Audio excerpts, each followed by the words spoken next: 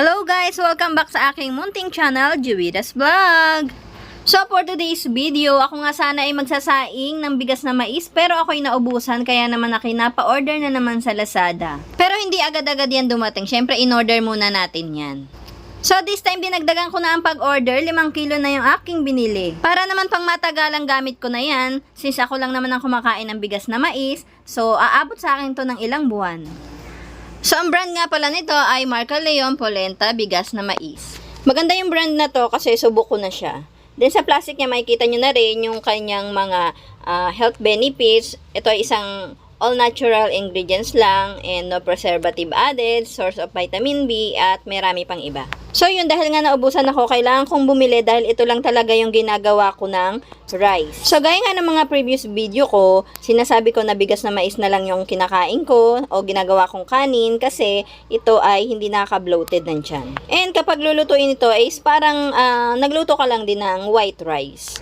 So this time ituturo ko nga sa inyo kung paano nga ang proseso ng pagluto nitong bigas na mais. So gaya ng sinabi ko kanina, para lang din itong bigas na iniluluto, yung white rice. So ugasan nyo lang ito ng 2 o 3 beses, depende sa inyo. Then ako nga pala, kada magsasaing is isang gatang lang na maliit. So kasya na sa akin yan sa isang araw.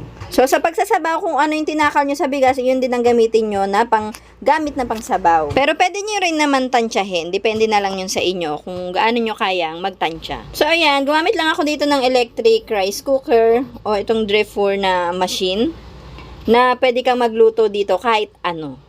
Then yun, pagkasalan ko after mga 2 to 3 minutes, kumulo na siya and then ayan, natuyo na siya. This time, tatanggalan ko lang siya ng takip para medyo matuyo yung paligid niya kasi pag yan ay niluto nyo, basa-basa siya pagka mainit-init pa. Pero once malamig na siya at luto na, ganito na yung itsura niya, maninigas siya or mamumuo siya. Pero yung lasa niya is, hindi siya lasang mais, lasang bigas lang talaga siya. So yun, ganun lang kadali yung pagluto ng bigas na mais at pwede nyo tong gawing alternative na kanin. And yet, sobrang dami ding health benefits nito. So yun, this time nga kakain na ako. So tara, kain tayo. So sa mga nagda-diet or vegetarian, pwede nyo tong gawin pamalit sa mga kanin. Sobrang helpful nito, lalo na dun sa palaging bloated ang tiyan.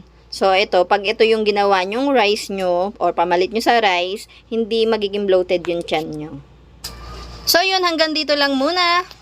Maraming salamat sa inyong panonood. Sana huwag nyo kalimutan na mag-like, share, comment, and subscribe sa aking munting channel. And please, click the bell button dyan sa baba para lagi ka pong updated sa aking mga upcoming upload videos pa. Maraming salamat. Bye-bye!